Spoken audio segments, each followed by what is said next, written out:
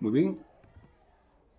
Cuando la aplicación de fuerzas laterales a una edificación, pues obviamente no se hace bien, puede tener repercusiones grandes. Ese es el problema o el inconveniente de esta foto, que da mucho que pensar, en realidad.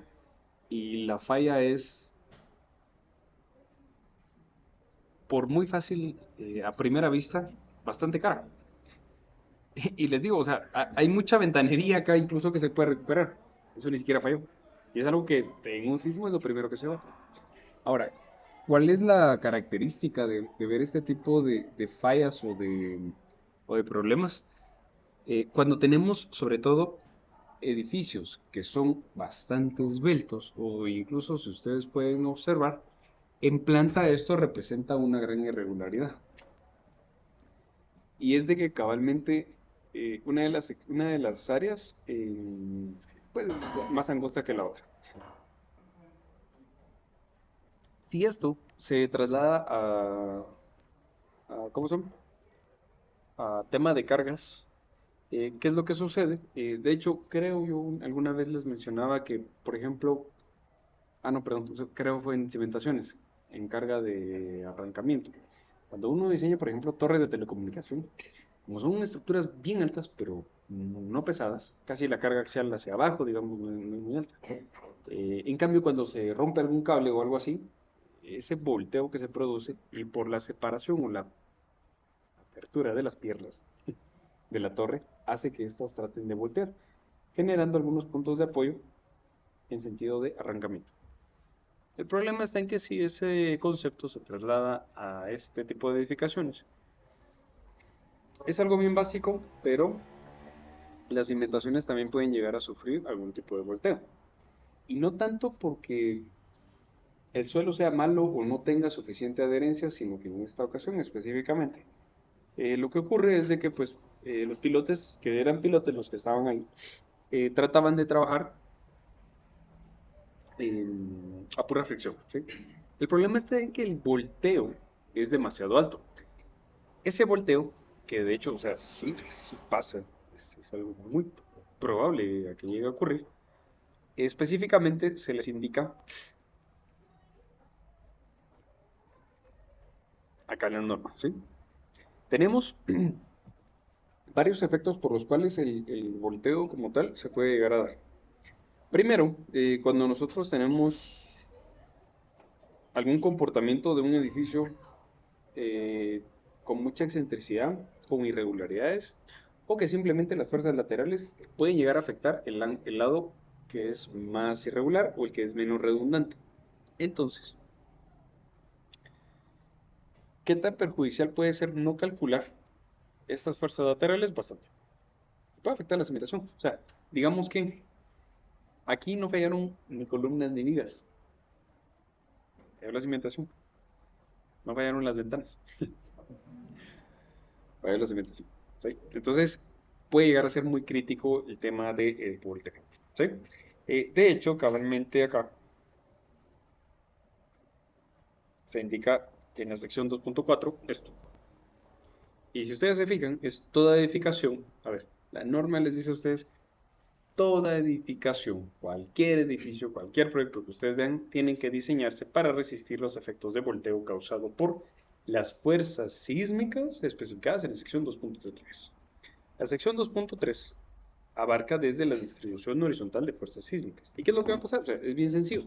Ustedes tienen un edificio y si le aplican una fuerza lateral, o sea, de su punto de apoyo o pivote, pues les genera un brazo.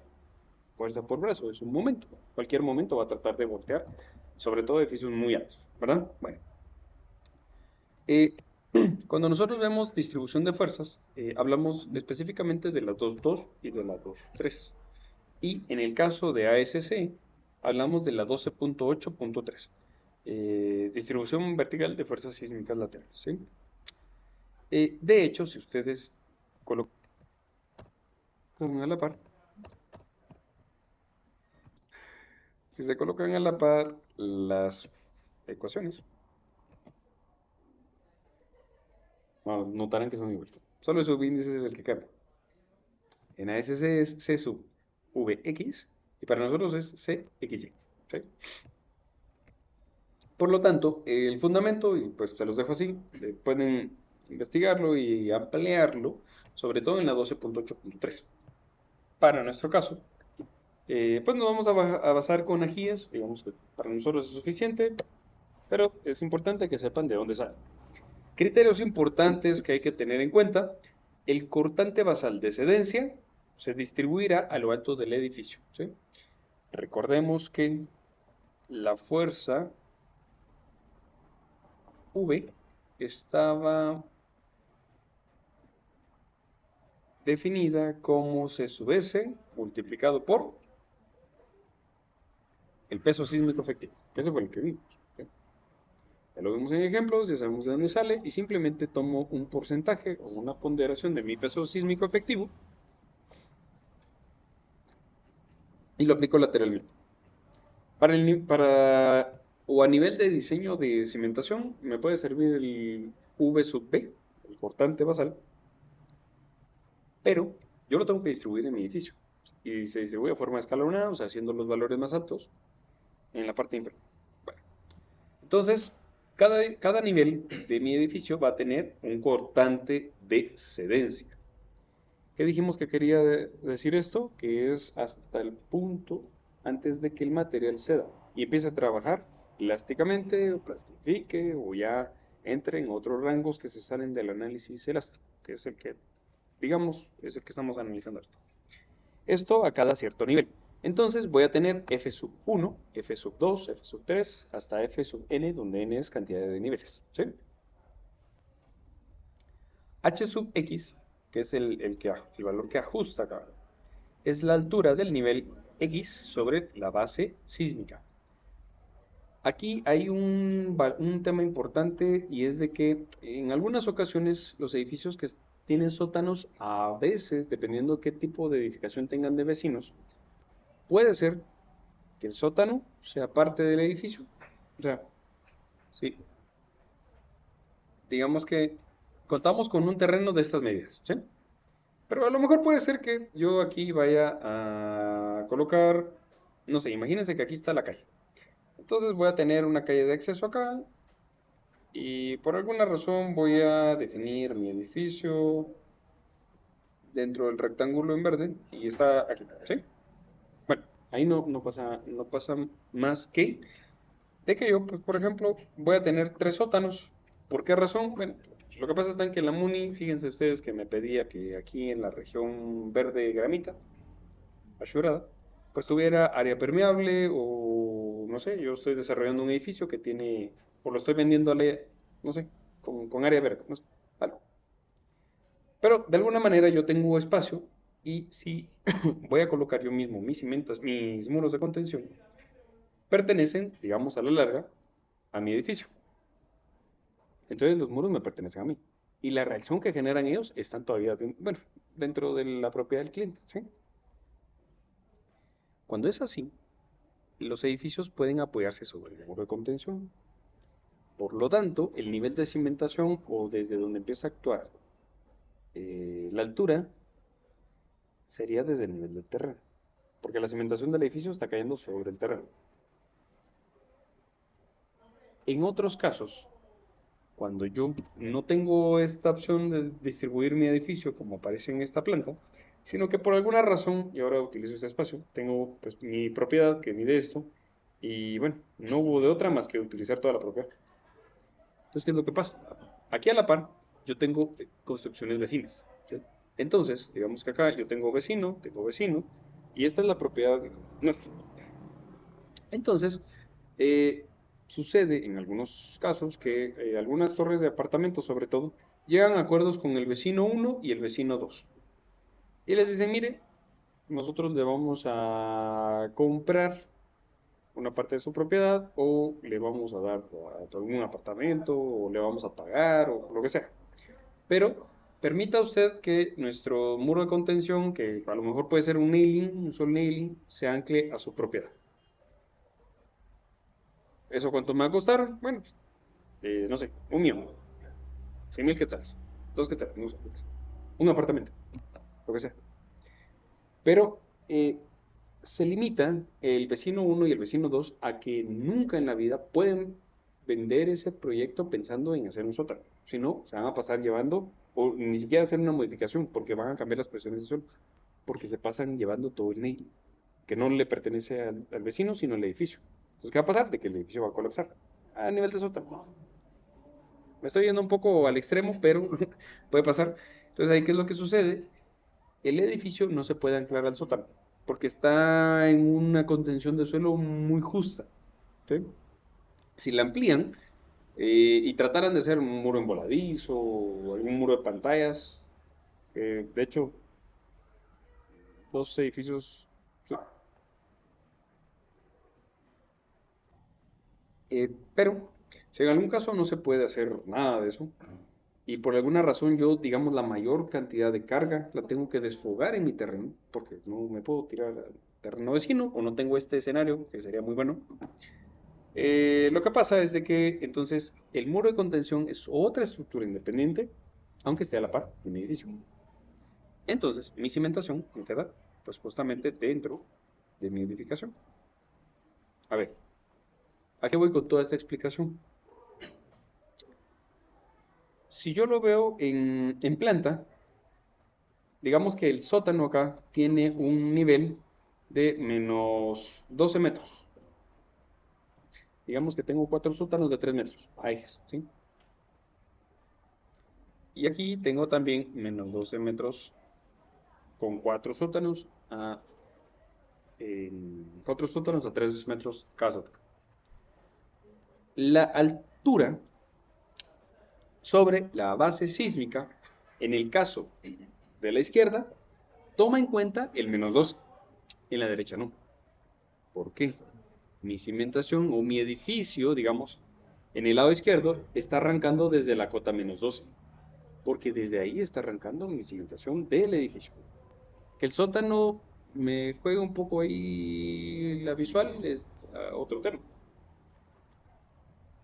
Pero esta altura desde el nivel sobre la base sísmica a eso hace referencia. Y es que también en algunos casos em, hay que distribuir los sistemas de sótanos también pensando en que el marco puede retener o sostener algún muro o alguna contención de suelo. Eso también lo pueden hacer ustedes, pero ahí normalmente las vigas ya les trabajan ustedes a compresión o demás. Eso también se puede hacer. Y a partir del nivel de terreno actual para arriba, ya ustedes arrancan con un edificio cero. Entonces, a partir de ahí ya va su base sísmica. Pero nuevamente depende mucho del tema de los sótanos y dónde lo van a ubicar. O puede ser que también ustedes, no sé, por alguna razón, em, se hace algún tipo de relleno sobre el terreno y automáticamente elevan la cota de cimentación, pues habría que tomarla así corresponde. Pero es a eso a lo que hace referencia, hasta dónde va a estar consolidado el suelo. Y que también, si por ejemplo ustedes eh, van a dejar disipadores, perdón, aisladores sísmicos, la base sísmica está o arranca sobre el disipador sísmico. Porque en algunos casos el disipador sísmico lo que hace es cortar y elevar el... Permítanme, les voy a enseñar un esquema. Miren, pues, por ejemplo, si mi edificio está como el lado izquierdo, mi nivel de altura desde la base sísmica va desde acá hasta acá, ¿sí? En cambio, si yo tengo disipadores, automáticamente esto corta mi altura, llegando desde donde arranca la flecha hasta donde llega la punta de la flecha, ¿sí? Entonces, ese es el detalle.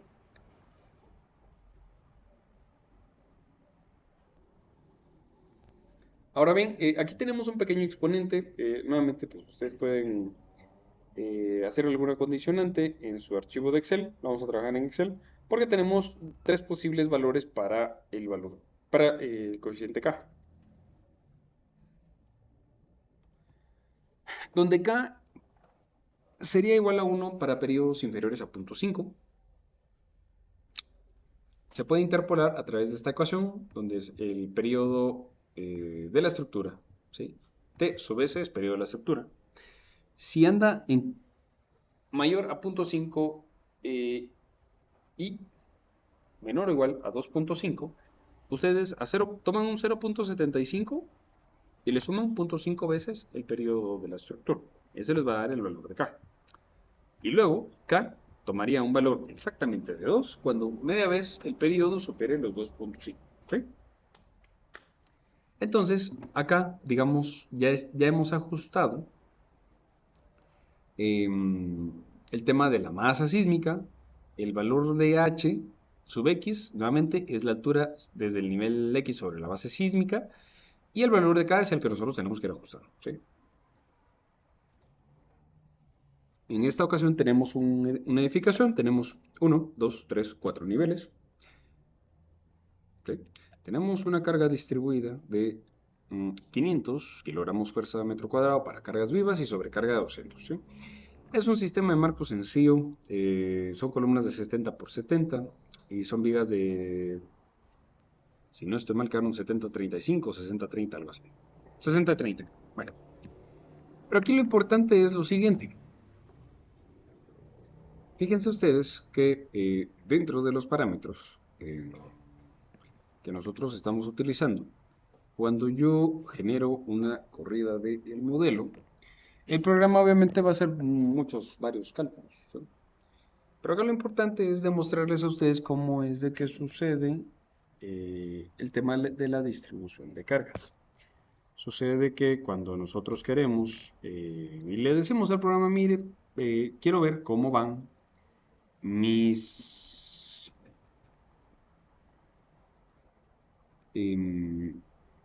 sismos estáticos o dinámicos. Aquí hay varios temas, por ejemplo, cuando yo cargué para este caso mi sismo estático, lo hice a partir de la norma ASC. ¿Sí?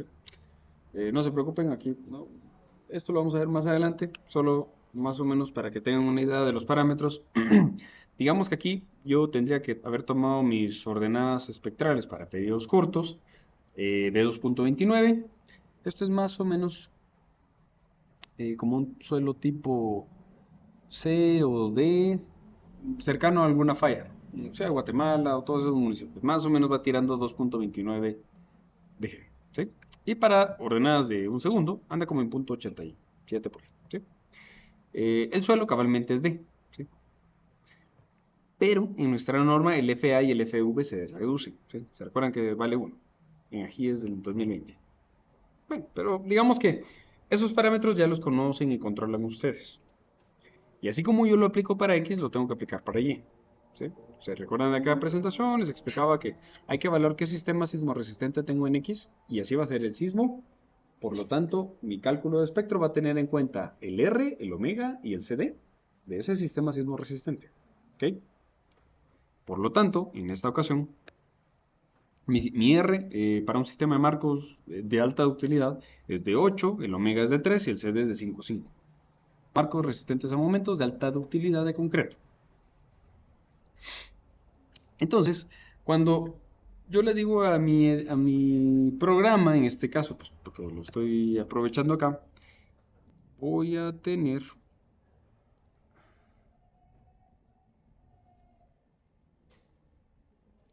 algunos parámetros como los siguientes. Aquí está.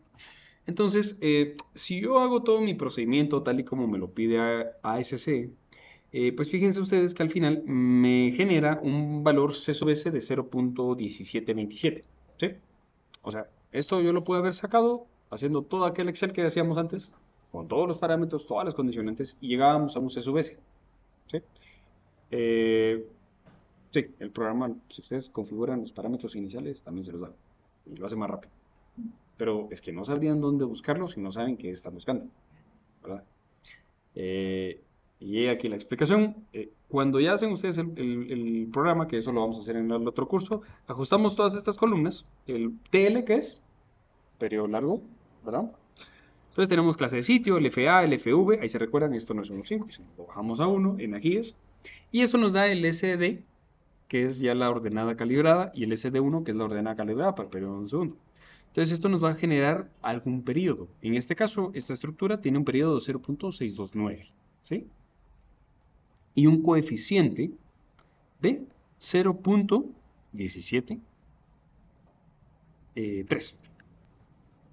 Bueno, ¿cómo entonces yo puedo sacar el cortante? Aquí está bastante práctico, porque aquí tengo la carga utilizada para los diferentes casos. ¿Cuáles son esos casos? El programa puede calcular también con excentricidades, ¿sí?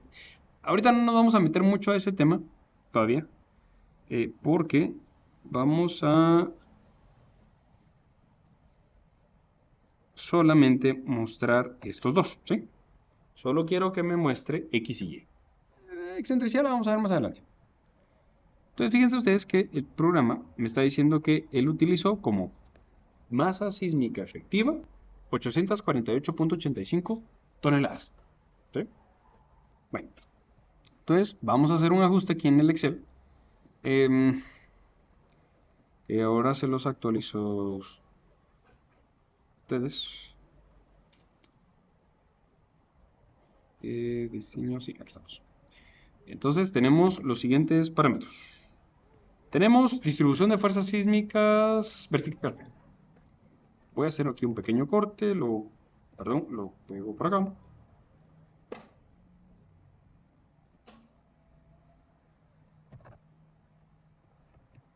Muy bien. Y más o menos tenemos este detalle, ¿sí? Bueno, entonces fíjense que acá yo ya transcribí los valores, más o menos. Mm, em, bueno, aquí yo había ingresado algunos detalles. Por ejemplo, les mencionaba que teníamos vamos a ver, permítanme, quiero ver si puedo colocar esto a la par de ETABS, a ver si lo logra configurar en esto. Entonces, de aquí voy a ir extrayendo algunos valores, ¿sí? Digamos que tengo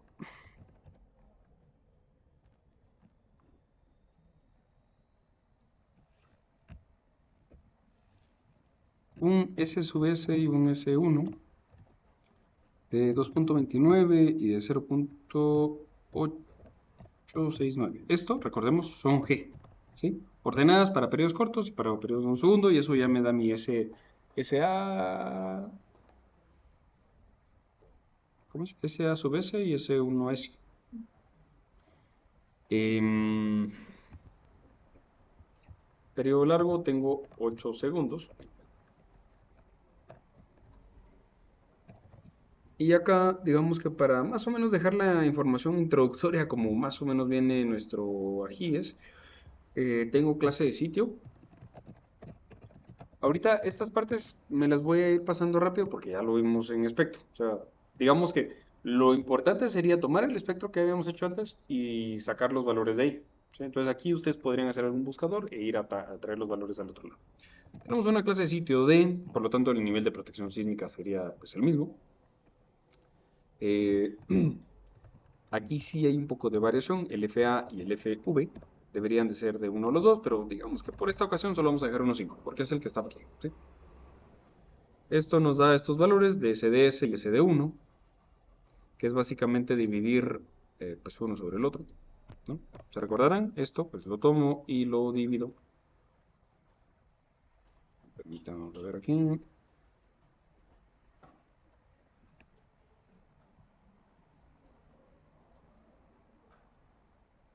Vamos a ver. El FA, no, el S1 lo divido sobre este, ¿no? Sí. Y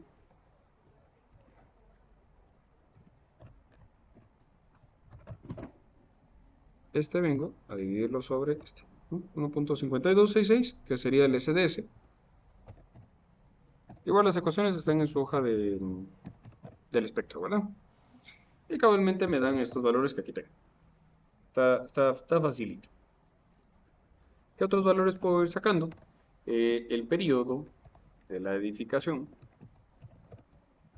anda en 0.629. Aquí hay varios detalles.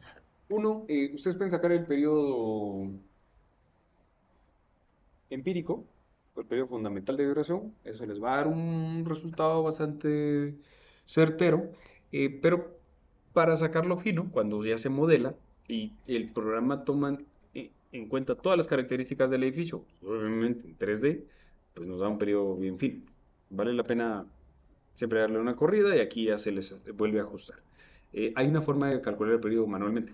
Es bien laborioso, pero si están los programas y ya saben que el periodo está muy cercano al periodo fundamental, creo que les puede funcionar.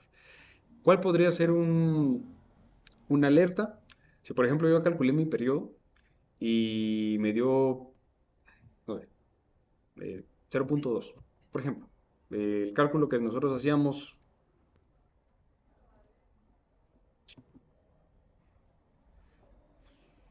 el cálculo que nosotros hacíamos acá, ¿sí? Periodo de vibración empírico. Si por ejemplo yo andaba en punto 628 y digamos que aquí pues, más o menos le estamos pegando a la misma edificación, pues estamos bien. Que más o menos en la realidad, de hecho, va por ahí. ¿Dónde puedo tener error? Si mi modelo me dio un periodo de 6 segundos y mi periodo fundamental anda en 0.6, generalmente ese es el primer indicador para determinar si mi modelo está bien hecho o no. Entonces le dan una corrida modal, generalmente a partir de ahí da un periodo que nada que ver. Eh, Eso puede ser una... Igual, seguramente se los voy a repetir en el otro curso, porque ahí van a ver que sí tiene que ver.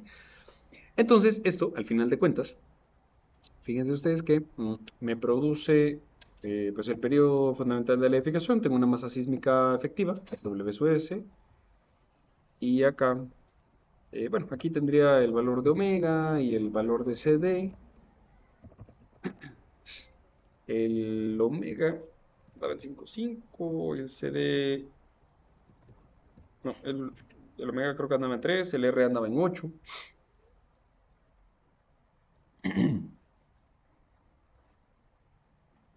El omega en 3 y el CD en 5,5 y el R en 8. Sí, así es. Y bueno, ya al final de esto tenemos nosotros el siguiente detalle.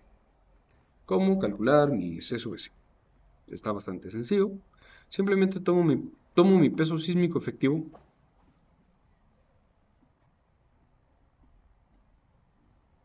¿sí? Mi C sub S y mi WS. Eh, Recordemos que para calcular mi coeficiente sísmico de diseño como tal, pues yo lo que tengo que hacer es tomar la demanda sísmica de diseño, la pseudoaceleración, y la divido sobre mi valor de R multiplicado por mi, mi coeficiente de venta, que es el que está relacionado al amortiguamiento de mi edificación. Acá la resultante, de por sí el programa ya nos la da, debería andar alrededor de 0.17. Bueno, ¿y qué es lo que pasa? El valor de la aceleración, voy a ponerlo de este lado, para hacer el cálculo de C sub S, yo necesito, bueno, el valor de beta, acá, si ustedes se recordarán,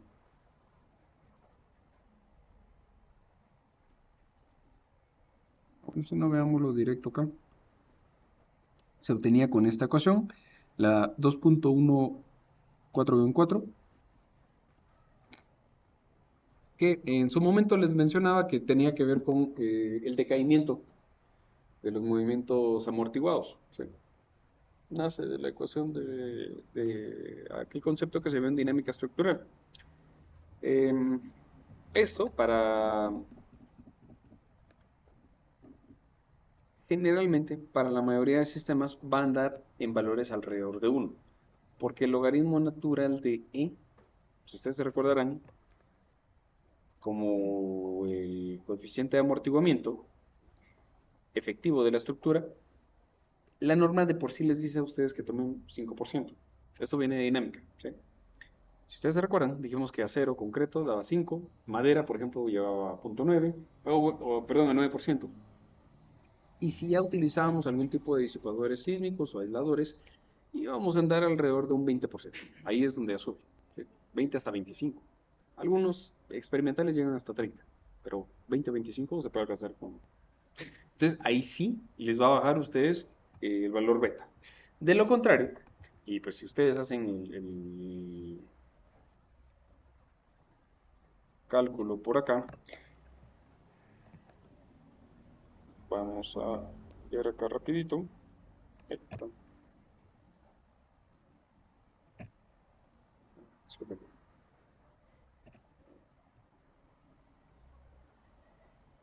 El valor de beta es 4 dividido 1 menos, entre paréntesis colocaré logaritmo natural, ¿sí?, de 0,05, y siempre, casi siempre, el valor de beta anda muy cercano a 1. O sea, ahí no hay nada, mucho que aproximado. Entonces, bueno, ya para obtener el cálculo de C sub S, lo que haré es multiplicar la demanda sísmica de diseño, o sea, la pseudoaceleración. Eh, este valor en realidad debería de provenir de nuestro análisis de espectro, ¿sí? Entonces, ojo, este valor de C sub S yo lo ingresé directamente del programa, ¿sí? Em, pero para el cálculo C sub S directamente de AGIES, realizado con AGIES, pues ¿qué es lo que yo tengo que hacer? Voy a tomar el valor de mi aceleración S sub A y lo voy a dividir sobre el valor de R por el valor de beta, ¿sí? ¿Ok? SA dividido R por el valor de beta. Esa ecuación la encuentran ustedes acá. Voy a dejar esto por acá. Creo que esto puede ejemplificarlo mejor.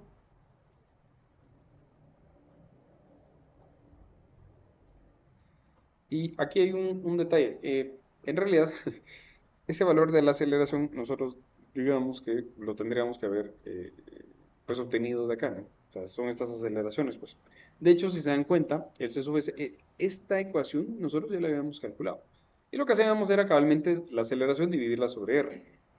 Hasta cierto punto nos habíamos saltado, digamos, la parte de multiplicarlo por beta para no añadirle más complejidad al asunto, pero si se dan cuenta, siempre aproxima a 1. Pueden hacerlo, no les va a valer mucho. Mi recomendación, siempre háganlo. O sea, ahí está. Entonces nos hace falta el valor de S sub A.